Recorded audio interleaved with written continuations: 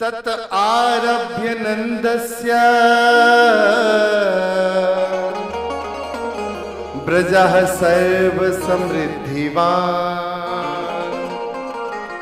हरे निवासात्म गुणै रमा क्रीणमभून्नृप। अद्भुत उत्सव मन रहा है महाराज, थोड़ा सावधान होके सुनिएगा। आज 7 दिन हुए हैं, अष्टमी को भगवान प्रगटे, आज चतुर्दशी तिथि है, 14 और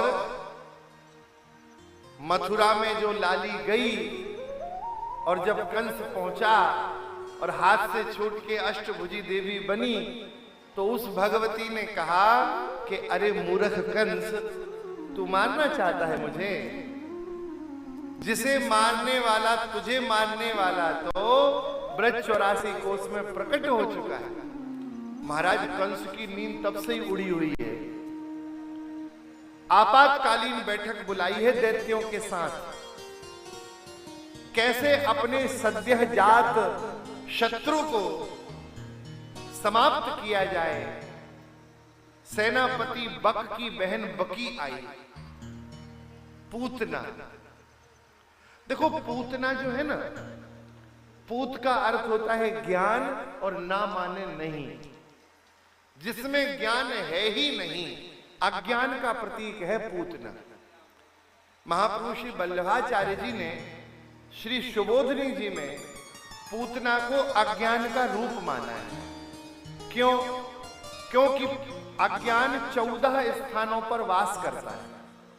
5 कर्मेंद्रियां, 5 ज्ञानेंद्रियां, मन, बुद्धि, चित्त और अहंकार, इन 14 स्थानों पर अज्ञान का वास होता है। और पूतना भी 14 को आई। तो महाप्रभु वल्लभाचार्य जी ने पूतना को अज्ञान स्वीकार किया है। आज नंद बाबा को लगा कि मैं वार्षिक कर कंस को देके नहीं आया, सालाना का जो कर होता है वो मैंने कंस को नहीं दिया है।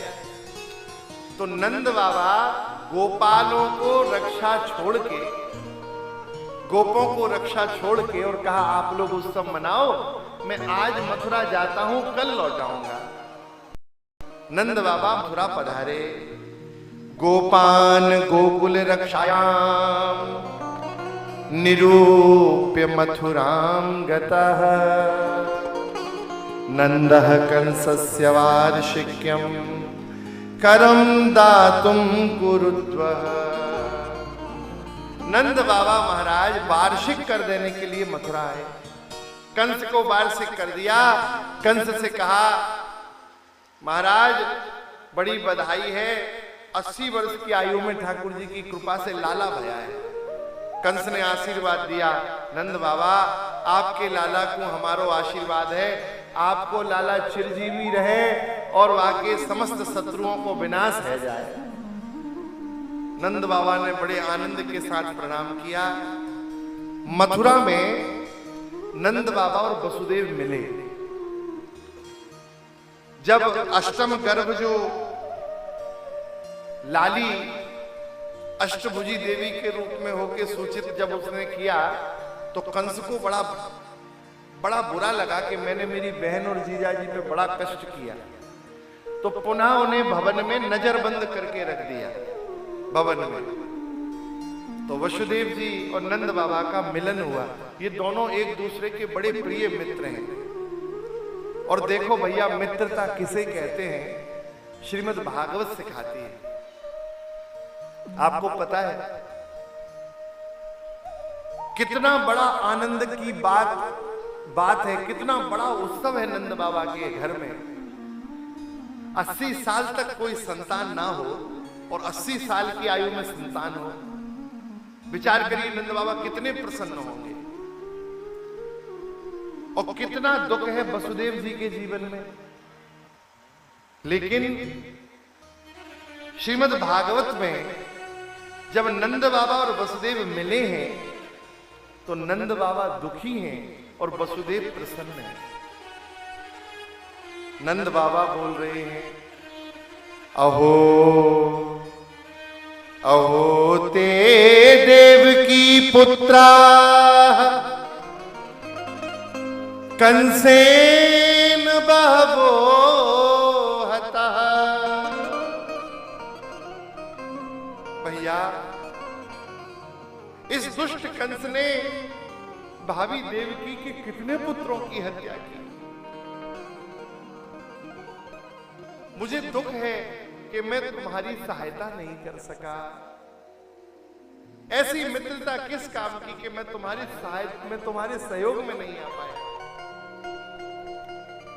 वसुदेव जी कहते हैं, बाबा हमें तो बहुत आनंद हो रहा है। देखो, आप हल्का दिल मत करो, क्योंकि हमने सुना है भाभी श्री यशोदा जी के यहाँ 80 वर्ष में बड़ा सुंदर लाला का प्राकट्य भया है। आज ये सब बात मत करो, आज तो बधाई के लड्डू पाओ। नंद बाबा दुखी हैं, वसुदेव जी प्रसन्न हैं। तब तक वसुदेव जी ने कहा, बाबा लेकिन एक बात मैं बताऊं, मैं थोड़ा सा ज्योतिष जानता हूं और आपकी मस्तिष्क की रेखाओं को देख के मुझे लगता है कि कोई बहुत बड़ा उपद्रव गोकुल में होने वाला है, इसलिए आप जल्दी गोकुल चले जाओ मथुरा से। नंद बाबा को विदा किया। भगवान की शरणागत होकर नंद बाबा ने यात्रा प्रारंभ की। इधर महाराज कंस ने पूतना को भेज दिया। कंसेन प्रिहिता घोरा पूतना बाल घातनी। बाल घातनी पूतना को कंस ने प्रेरित करके भेज दिया। ब्रज 84 कोस में जितने भी बालक पैदा हुए हैं 1 महीने तक के सबको मार दो। पूतना महाराज अपने पयोधरों पर जहर लगा के गोकुल में पधारी। उत्सव होते देखा तो पूतना को लगा कि यहां भी कोई लाला का प्राकट्य भया है। सुंदर रूप बना लिया और ऐसी चंचल चाल चल रही है कि सब पूतना की ओर आकृष्ट हो गए। देखिए ब्रजवासी कितने भोले हैं। ब्रजवासियों को लग रहा है लाला जब से प्रकट हुआ है नित्य कोई नया देवता आता है दर्शन करने। कभी शंकर जी आते हैं, कभी ब्रह्मा जी आते हैं, कभी इंद्र आता है। सब देवी देवता हमारे लाला के दर्शन के ताई पधार रहे हैं। केवल लक्ष्मी नहीं आई थी, हमें लगता है ये साक्षात लक्ष्मी आ गई। अपनी चंचला दृष्टि से पूतना इधर उधर ताकती हुई जा रही है।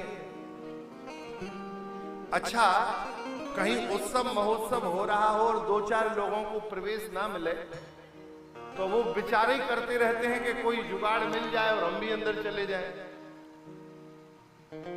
पूतना ने बाहर से आवाज लगाई, अरे ओ यशोदा।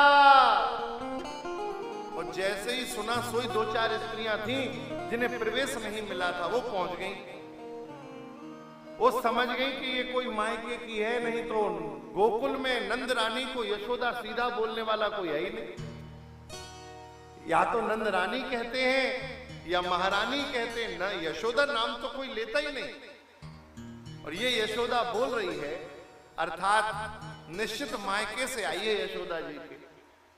और फिर तो महाराज उन्हीं माताओं ने सब रिश्तेदारी नातेदारी निकाल ली और 2-4 माताएं चलो हटो हटो हटो हटो आगे आगे बोलती और पूतना साथ पीछे हो गई। आगे जाके घूंघट काढ़ा है। माताओं में एक बड़ी अच्छी बात है, पुरुषों में अभिमान होता है। आप देखना, एक ही सीट पे 2 लोग बैठे हो, 300 किलोमीटर की यात्रा करेंगे, कहो एक दूसरे से ये भी ना पूछें कि तुम्हारा नाम कहाँ है, क्या है और जा कहाँ रहे हो। और माताएं 10 कदम भी चलेंगी ना साथ में तो पूछ लेंगी तुम कौन, कहां से, यहां कैसे, कहां जा रही हो। इनमें अभिमान नहीं होता कि पहले कौन बोले, कोई भी बोल लेगा, लेकिन सब जानकारी इकट्ठी कर लेंगी। आपस में ही चर्चा होने लगी, लगता है शर्मा जी क्या ब्याह हुआ है, नई बहू है उनकी। हाँ देखा था, लंबी लंबी तो थी, हमको भी लग रहा वही है। आपस में सबने पूतना की ओर संकेत कर करके निश्चय कर लिया। यशोदा जी कार्यों में व्यस्त हैं और महाराज पूतना ने अवसर देखकर भगवान को गोद में ले लिया। एक घटना घटी, हमारे ठाकुर जी ने पूतना को नहीं देखा, भगवान ने नेत्र बंद कर लिए। विबुध्यताम बालकमारिकाग्रहं चराचरात्मा सन्मीलिते क्षणा